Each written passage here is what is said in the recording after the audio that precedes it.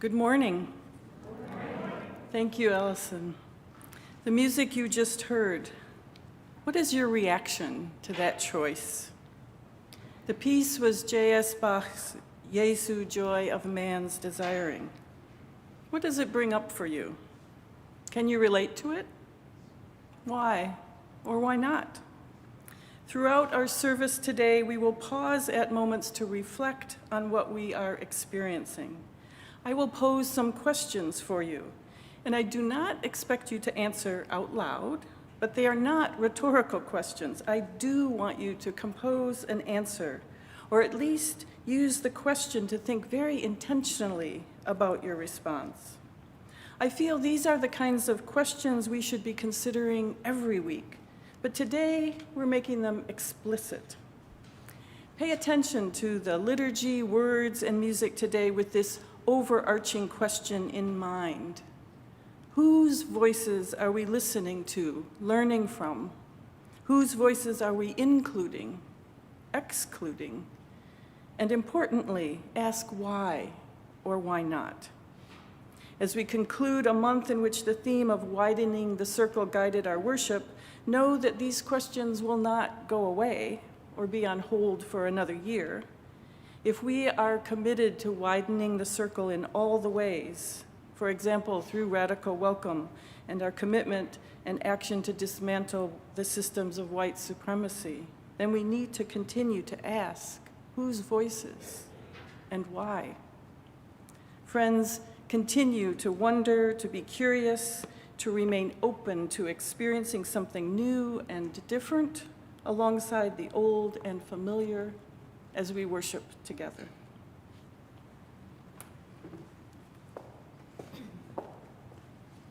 Good morning. Welcome to the First Unitarian Universalist Congregation of Ann Arbor, Michigan. I'm the Reverend Cassandra Hartley, and I have the honor of serving this congregation as executive minister.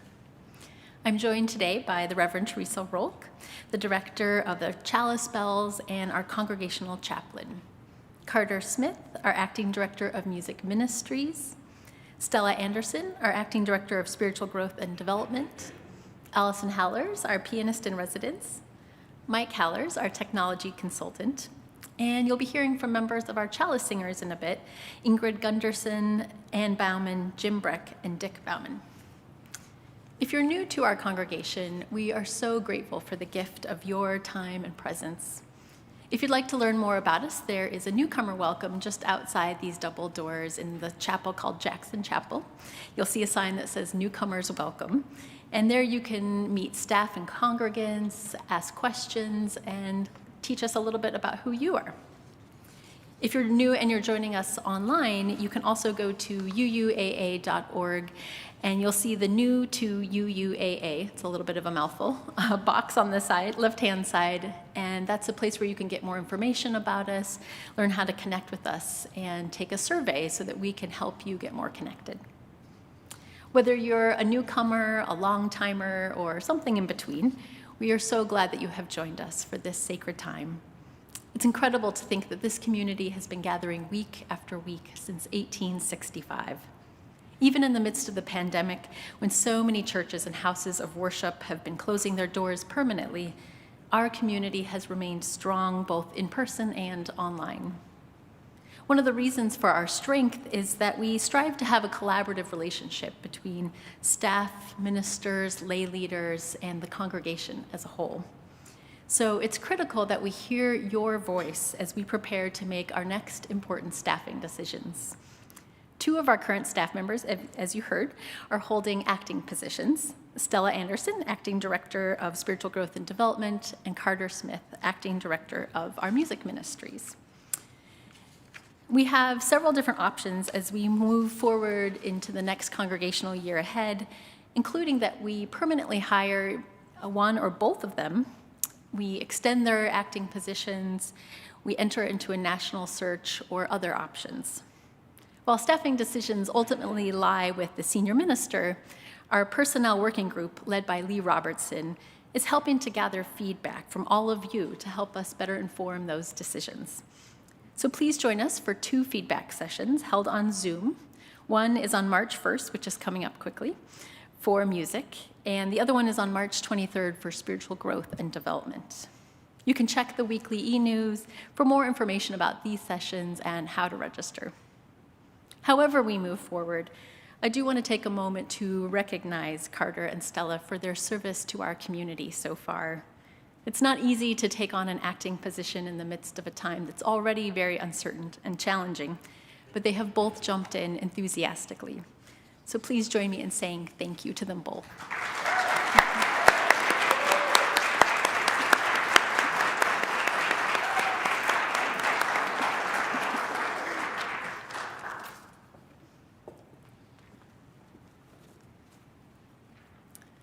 To whom are we welcoming? How do we show welcome beyond those words? What actions do you take to welcome others? Who do you speak to, approach in person, or chat with on live stream?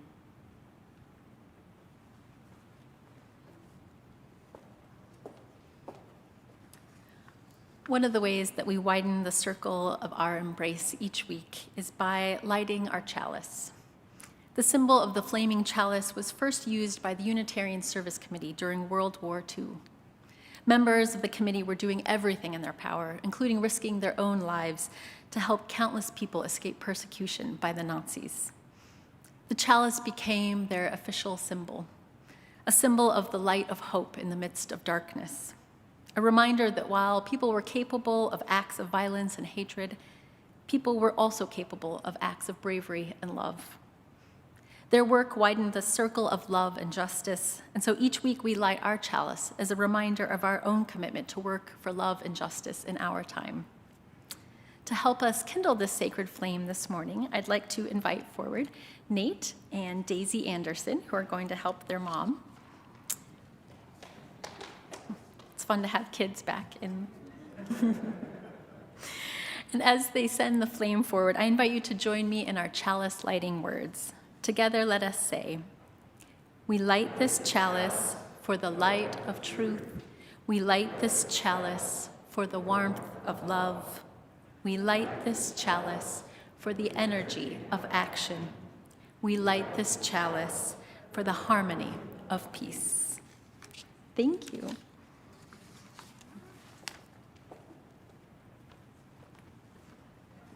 She can blow that one out.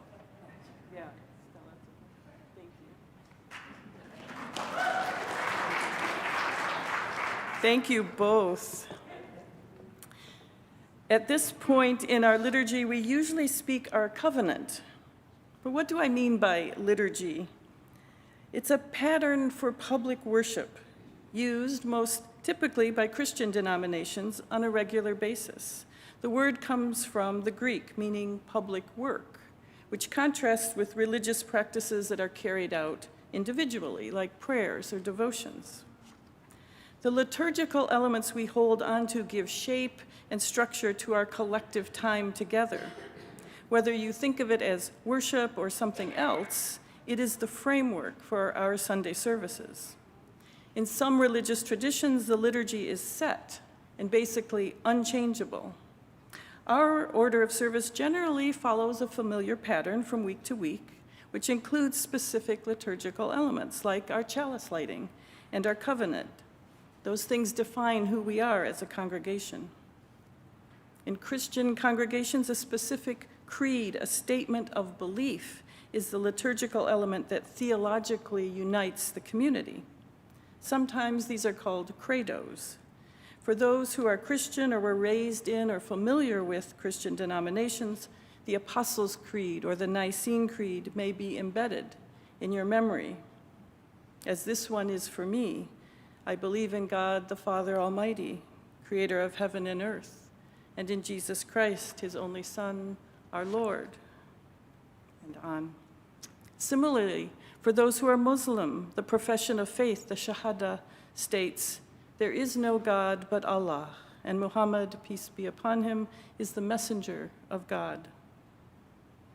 As Unitarian Universalists, we do not profess a single creed, But we each individually may have our own credo, our own I believe statement.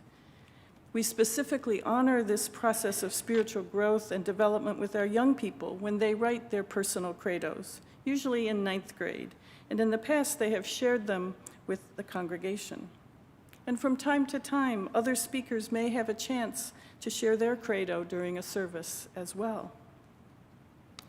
Our covenant functions liturgically to give voice to the promises we make to each other in a statement that shows how we are in relationship with each other. This creates room for a variety of personal beliefs to exist and widens the circle of theological inclusion that makes Unitarian Universalism appealing to so many. So let's say together our words of affirmation, our covenant.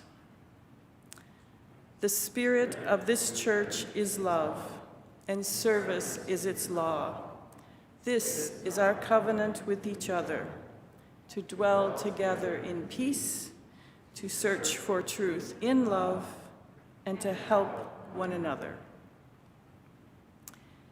In the before times, pre-pandemic, our words of affirmation were paired with a song of aspiration. For some of you, this is completely new as you joined us during the pandemic. For others, this is familiar. You may have been longing to hear it again, or you haven't missed it at all. The tune is what is commonly known as Old Hundredth, written around 1550. The original words to this tune is considered a doxology. A doxology is an expression of praise to God, especially in the form of a short hymn sung as part of a worship service. First, listen to the version with the words written by Thomas Ken in 1674.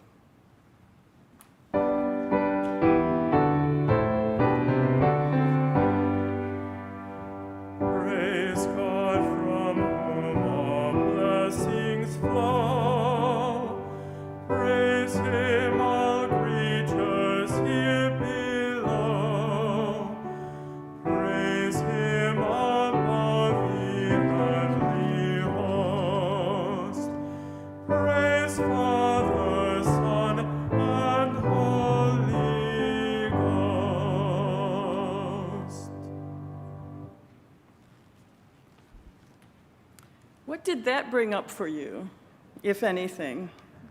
What feelings came to you when you heard that tune with those words? The theology expressed in that doxology is Trinitarian, God as three, Father, Son, and Holy Ghost. Unitarian theology did not see God as having three parts, only one. Consider that shift perhaps as an early effort to widen a theological circle. As you listen to our song of aspiration now, what feelings come up for you? We are not quite ready to have you sing with us in the sanctuary, but if you are at home, please do sing along.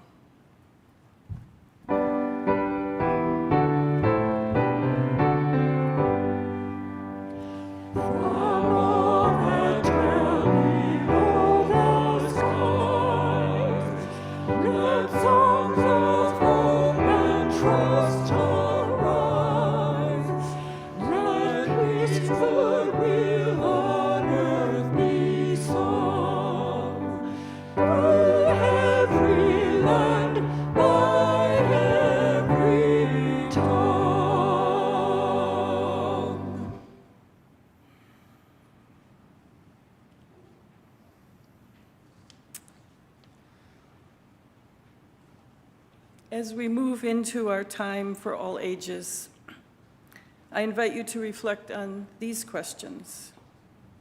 Think about the stories, books, images of your childhood. Did you see yourself represented in them? Why might that have been the case? Why not?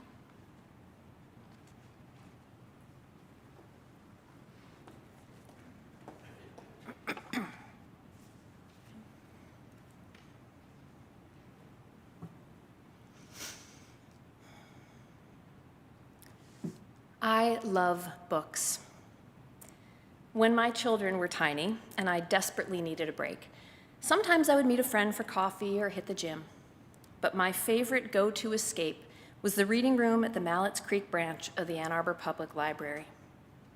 When I was young, my family took weekly trips to Borders Bookstore, the one place where my frugal dad generously let me and my brother spend freely.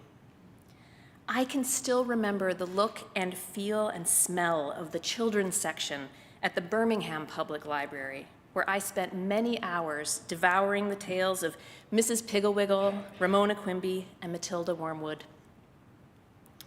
And yet, with a few important exceptions, children of color were marginalized or invisible on the shelves. I never knew what it felt like not to see myself in the stories that I read. Representation is so important.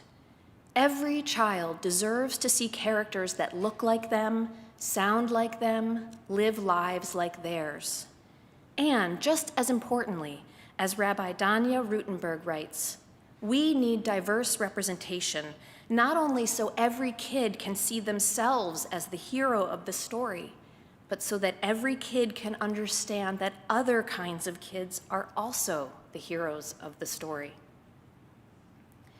When a child is born, their circle is small.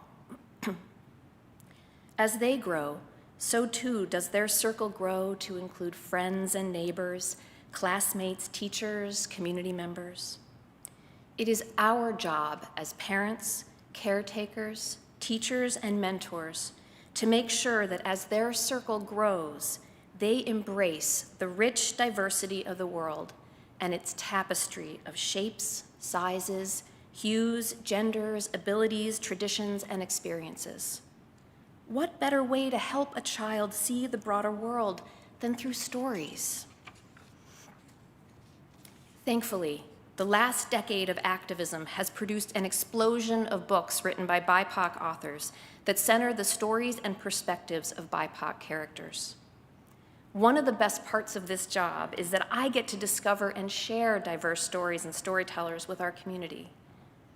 Some of them celebrate historical figures making good trouble, as John Lewis would say.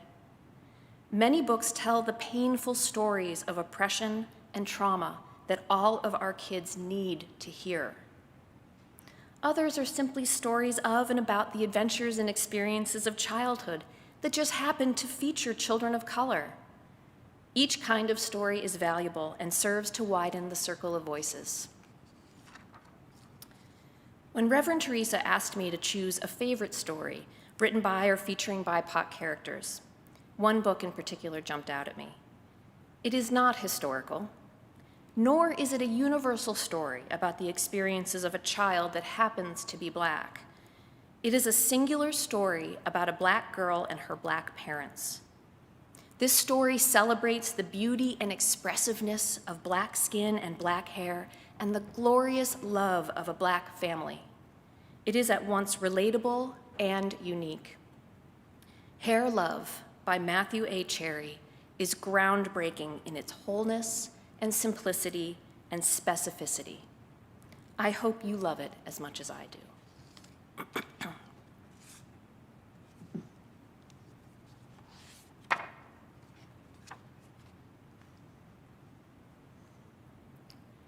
My name is Zuri, and I have hair that has a mind of its own. It kinks, coils, and curls every which way. Daddy tells me it is beautiful. That makes me proud. I love that my hair lets me be me. In funky braids with beads, I am a princess. And when my hair is in two puffs, I am above the clouds like a superhero. My hair even does magic tricks. One day, Rocky and I were playing outside when along came the rain. From large to small it went, presto, just like that.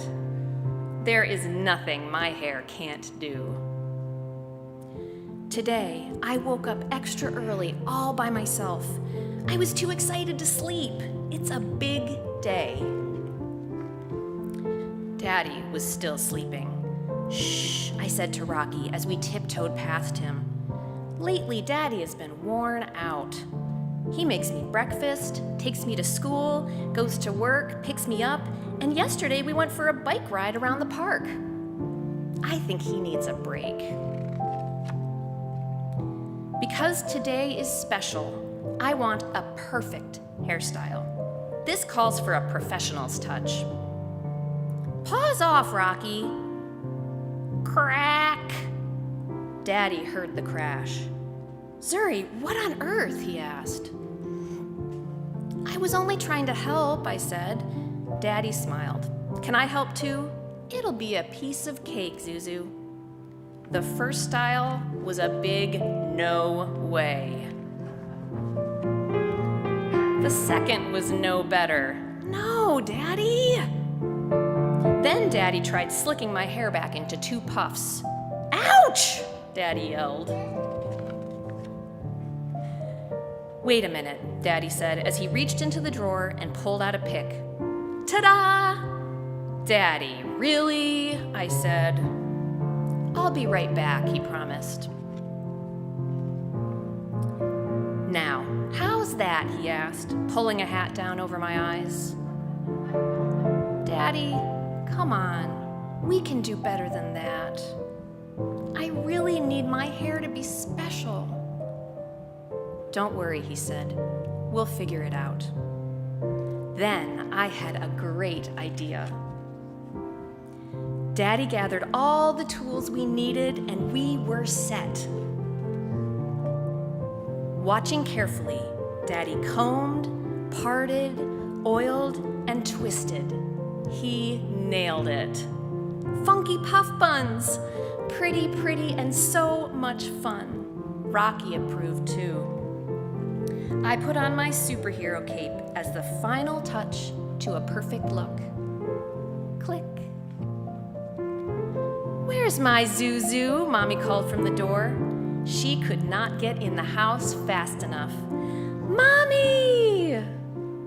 You've got to be the prettiest Supergirl I have ever seen," she said. "And your hair is beautiful, Zuri. Who did it?" I looked at Daddy and beamed. Mommy smiled. "Very nice. Thank you. We learned from the best," Daddy said as he gave her a big hug. My hair is Mommy, Daddy, and me. It's hair love.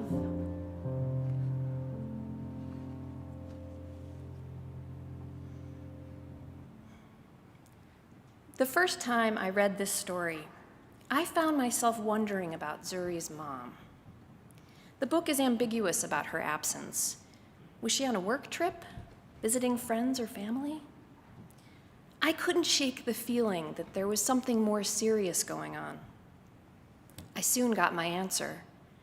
Matthew Cherry adapted the story into a 6-minute animated short that would win an Oscar. In the film, we learn that Zuri's mom is a talented Black hairstylist and vlogger. We also learn that she has been in the hospital getting cancer treatment, and she has lost her beautiful hair.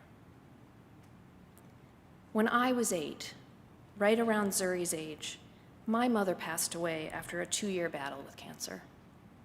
She also lost her hair. As I watched the film, I realized that I was Zuri. I felt her pain and fear and heartbreak. I wept for her and for every child that has been faced with losing a parent. Thankfully, Zuri's mom recovers and her beautiful Black hair grows back. Take a little time and watch Hair Love on YouTube. Stories like this connect us all together. We have more in common than we know.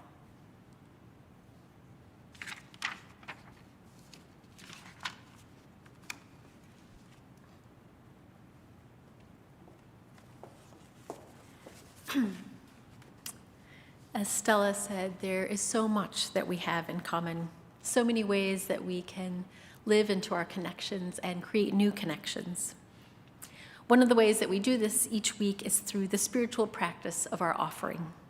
It's a reminder that when each of us gives of our time, energy, money, talents, and presence, we can create a community that can do so much more together than we ever could alone. If you'd like to give to support the work of this congregation, you can text UUAA to 73256. You can go to uuaa.org/giving, or of course you can leave checks or cash in the baskets as you leave. However you give, thank you for your generosity and for your commitment to all that we're building together.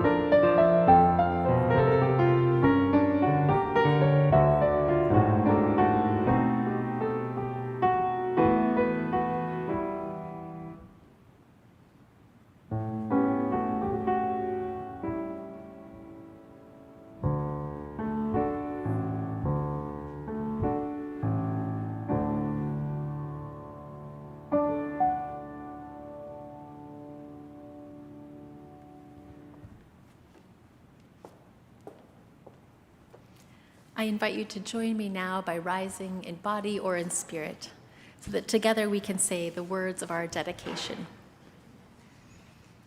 To the work of this congregation, which is weaving a tapestry of love and action, we dedicate our lives, and these are offerings. Thank you.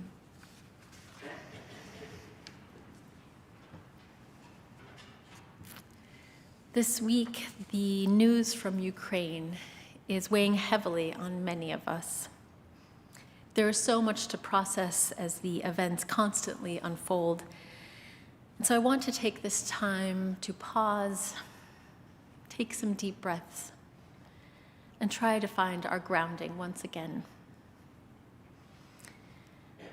Please join me in a spirit of meditation or prayer. Spirit of all life, God of many names, the greatest of which is love. Many of us are weary, so very weary. We've been weathering a global pandemic and the upheaval and loss that's come with it, a contentious election, an insurrection, the ongoing climate crisis, the political division and injustice, both here and around the world, and of course the countless challenges of our own personal lives. And now we face yet another global threat, and it feels like too much. Please help us to remember that however tired our hearts and spirits may be, we can rest in the wider embrace of love. We can find strength in one another and in the knowledge that there is still so much goodness in the world, still so much possibility. May this strength stretch our hearts more than we thought possible. May it give us the space we need to hold all those who are struggling right now. May we hold the people of Ukraine who are living with unimaginable fear, uncertainty, and violence. May we hold all those who have lost their lives, those who have been wounded, and those whose lives will be marked by trauma. May we hold those who have loved ones in that region or who have deep connections to that region. May we hold the people of Russia who are scared to speak out or who have been beaten or arrested for protesting. May we hold all Russians who, regardless of how they feel about war, will suffer the consequences of the decisions of their leader. May we hold all those who are veterans of other wars and conflicts throughout the world.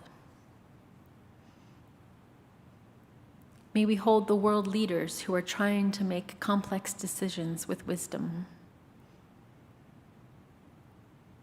May we hold all those who are working in their own ways for greater justice and peace. May we, too, keep working for justice and peace. May we keep choosing love over fear. May we keep widening the circle of our embrace. Amen. May it be so, and blessed be.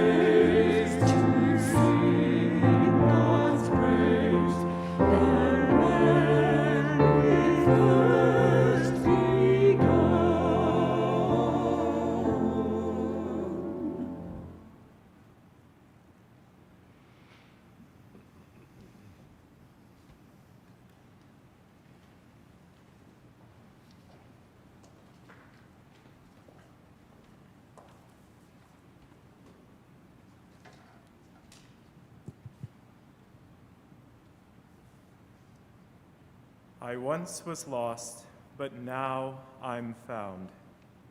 How familiar are these words? How familiar is this song? From an early age, John Newton lived a tumultuous life, much of it at sea. After nearly drowning at sea while working in the slave trade, Newton said that he had a conversion experience, which he would later capture in the words of Amazing Grace. Newton's hymn was published in 1779, years after leaving the slave trading business and becoming an Anglican clergy person. The collection contained over 200 hymns, and this one was titled Faith's Renewal and Expectation. Over 200 years later, Dr. Harrison Leslie Adams, an African-American composer, penned his personal response to Newton's well-known hymn through original poetry and song. Adams' dense harmonies and complex rhythms accentuate his powerful and emotional work. The two pieces share the same title, but Adams' composition may not be as familiar as the one we just experienced. As such, please hear these words and this song. Amazing Grace, you fill my heart with song, a song of love that lasts the whole day long. Amazing Grace, surround me with the strength of your caress. Renew my trust that I'm forever blessed. Amazing Truth, speak to me with your voice, uniting all that within says rejoice. Amazing Truth, unfold the joy that only you can bring, the joy that comes when I begin to sing. Abiding hope, abiding faith, abiding strength that comes to me, abiding life, abiding love, abiding song of eternity, a song of peace that frees my heart and lifts me high above. Amazing Grace, you fill me with your love.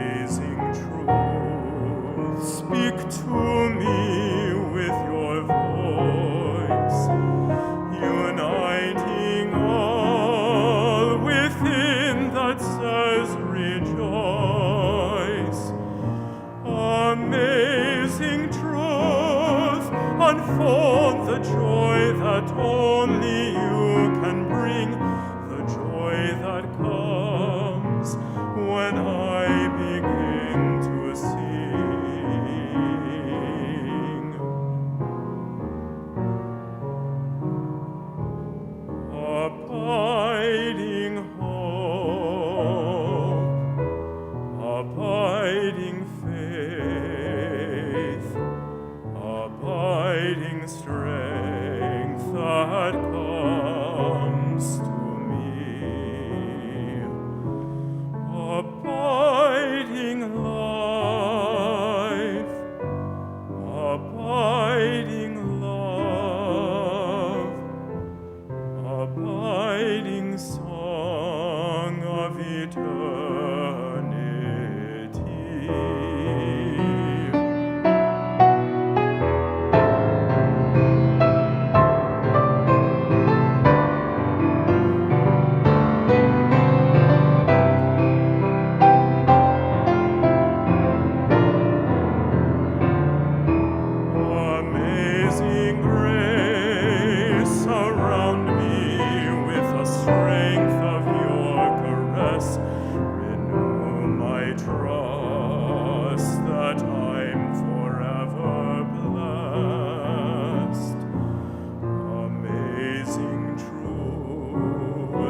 speak to me with your voice, uniting all within that says rejoice. Amazing truth, unfold the joy that only you can bring, the joy that comes when I begin to sing. Amazing grace, you fill my heart with song, a song of love that lasts the whole day long, a song of peace that frees my heart and lifts me high above. Amazing grace, you fill me with your love.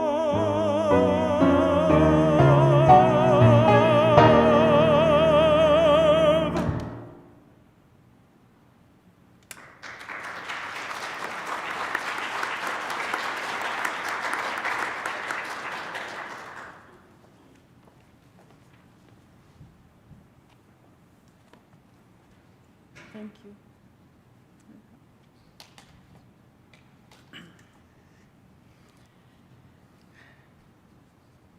Unitarian Universalism is a living tradition. Living things grow and change and adapt. I feel like this denomination has been widening the circle since its beginnings, even if we never called it that or thought about it as such. It's one of the things that distinguishes us from other denominations. We heard earlier how the Unitarians moved away from Trinitarian language and theology.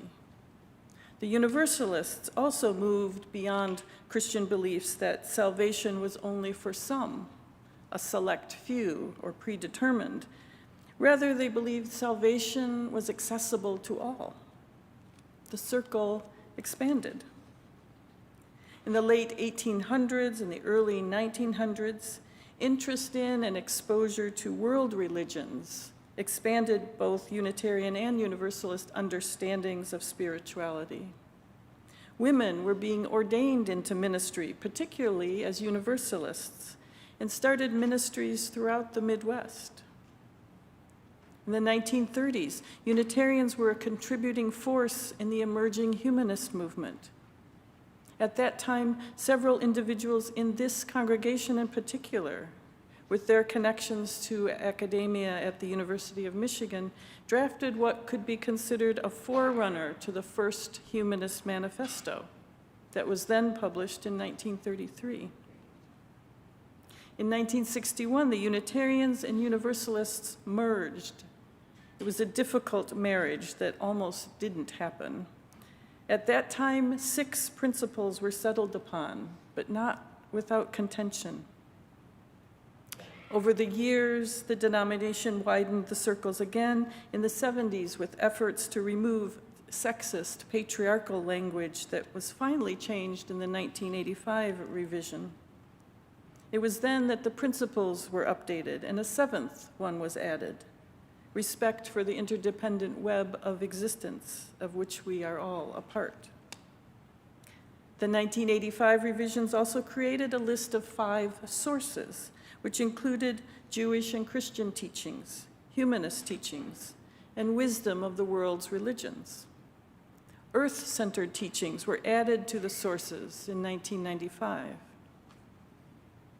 Such is the nature of a living tradition. When groups of people commit to change, to correct injustices, change happens. Without Unitarian Universalist women's activism in the 70s, we may still have had principles with sexist language. Without increased awareness of environmental issues, the 7th principle might not exist. We often reference beloved community as an aspirational goal, the one Dr. Martin Luther King dreamed of, the one that can only happen if we recognize the injustices that are keeping us from it and then decide to take action. One definition of beloved community is that it happens when people of diverse racial, ethnic, educational, class, gender, abilities, sexual orientation, backgrounds, identities come together in an interdependent relationship of love, mutual respect, and care that seeks to realize justice within the community and in the broader world. Don't you want to be part of a community like that? Don't you want to commit to making that happen? One action that is being taken by the Unitarian Universalist Association is the consideration of an eighth principle. The principle was proposed in 2017, and the proposed eighth principle affirms and promotes journeying towards spiritual wholeness by working to build a diverse, multicultural, beloved community by our actions that accountably dismantle racism and other oppressions in ourselves and our institutions. This aligns with this congregation's commitment to our 2050 vision focus areas, one being a commitment to anti-racism, anti-oppression work. Now, whether or not our denomination eventually adds an eighth principle, or a ninth, or a 10th for that matter, that's not the question for this morning. As history has shown us, change is part of a living tradition. And history has shown us change won't happen without the vote of congregations who make up the UUAA. And that won't happen without years of discussion and debate. But I hope history has also shown us that there can be new ways to engage the topic. What I hope is that discussions happen without deepening divisions and without creating more fear. Are we ready to be receptive to that which is unfamiliar, in the spirit of truly open-hearted curiosity instead of narrow-minded reactivity? Can we put aside the fear? Can we step back to hear voices different than our own? During his visit last week, Mark Nepo said that when we are afraid, we push away anything different, mistaking what is familiar as true. Mistaking what is familiar as true. Thus, he said, if it is new, it is false. If we are governed by fear, we will look only for what is the same and comfortable. So, what are we afraid of? I can think of a few things: change, loss of control, the unknown, not being heard or respected, not always being right. Am I afraid of what's in the concentric circles that don't include me? The idea of widening the circle is often just fine as long as it still includes me. Maybe it's okay to have a gay minister as long as they are white, or a BIPOC minister as long as they are not a woman or trans. When we are afraid, we push away anything that is different. When faced with something we don't agree with, the easiest path is to be reactive or defensive, but ultimately that is not very productive. This afternoon at 2 p.m., the UUs for Justice in the Middle East are hosting a conversation on Palestinian rights. This is an example of a topic people have very strong feelings about, a topic that is easy for folks on either side of the issue to become defensive or reactive about. How does this topic make you feel? What assumptions are you making right now? Then consider that this conversation this afternoon is with a panel of Jewish activists whose experiences and perspectives on Palestine have changed over the years. While it is imperative to center the voices of Palestinians in their human rights conversation, is it also through this widening of perspective being offered this afternoon that we perhaps can set aside some fear and listen open-heartedly? If you are interested in this program, you can still register on the website, UUAA.org, to get the Zoom link. By being open to hearing and receiving experiences that we might not agree with, we are in a better place to have further conversations and not just exhausting verbal battles. With effort, we can put ourselves in a place to engage with what is different, with what we might be afraid of. This is particularly important as we move forward with the congregation's commitment to anti-oppression and anti-racism work. I identify as white.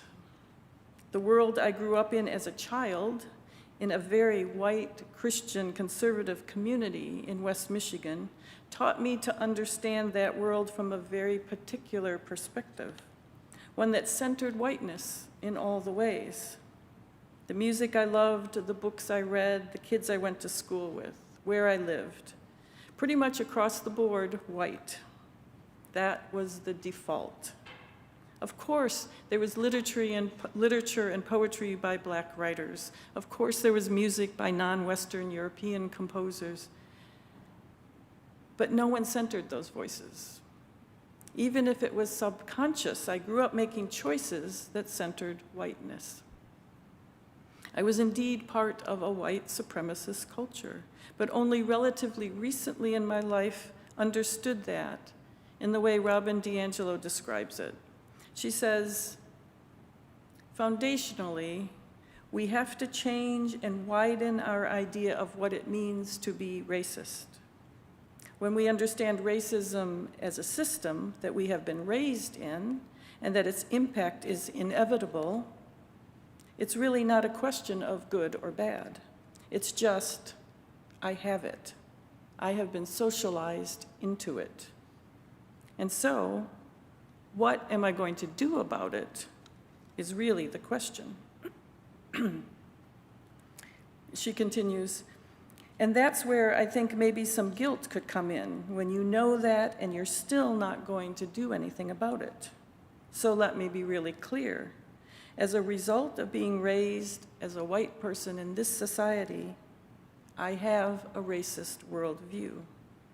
I have racist biases. I have developed racist patterns as a result, and I have investments in the system of racism. It's incredibly comfortable. It's certainly helped me with the barriers that I do face. And I also have investments in not seeing anything I just said, because what it would actually require of me in action. Change how you understand what it means to be racist, and then act on that understanding. Because if you change your understanding, but you don't do anything different, then you're colluding. So, white people, each time we push out from what is white-centered, we widen the circle. The centermost circles are the default places of comfort. I can't abandon the center. It is at the core of my identity. I will always be white, and I cannot undo being socialized as racist, but I can acknowledge what that means. I grew up with the privilege of safety, medical care, opportunities, food, resources. Even though it may have been less than other white people, I had so much more privilege than what was available to anyone outside my circle of whiteness. And once I can acknowledge it, I see the urgency with which I need to act. Trayvon Martin was murdered 12 years ago yesterday. 12 years. And how many more like him since? We do not have the luxury of time to decide if we are living in a white supremacist culture. We just don't have that time. Black lives do not have that time. So it is for me now a moral imperative at the core of my Unitarian Universalist values to do whatever I can to create beloved community here and now. In widening the circles, I can begin with all that has gone before, my ancestors, and I can actively engage with what is before me right now and will be in the future. The richness of experience that comes from engaging with the unfamiliar. I return to the questions I asked at the beginning of the service. Whose voices are we listening to, learning from? Whose voices are we including, excluding? And importantly, why or why not?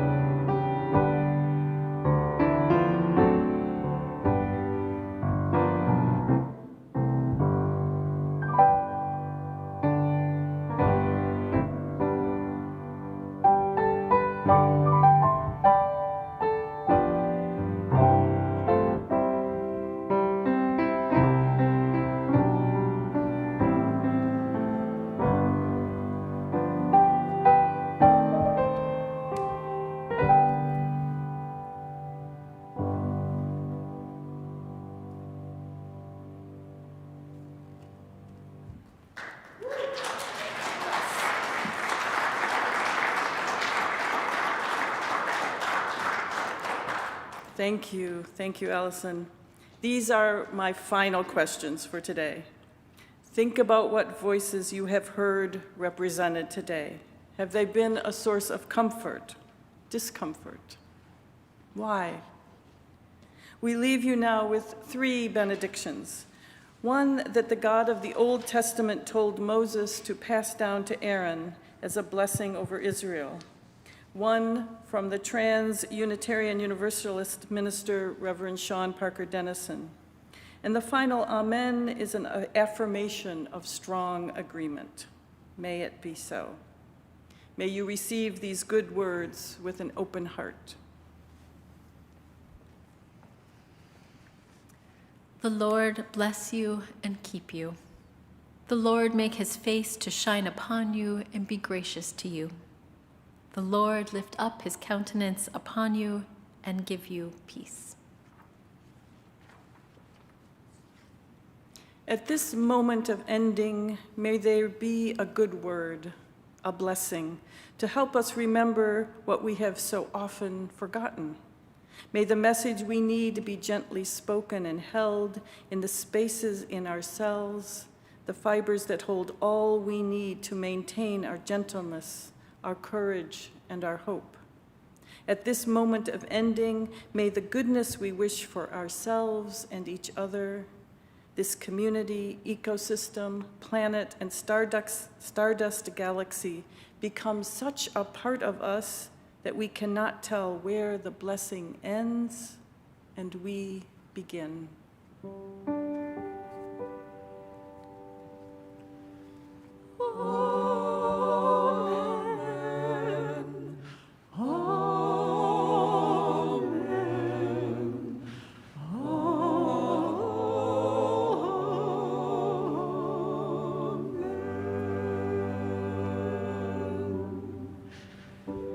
Go now in peace, my friends.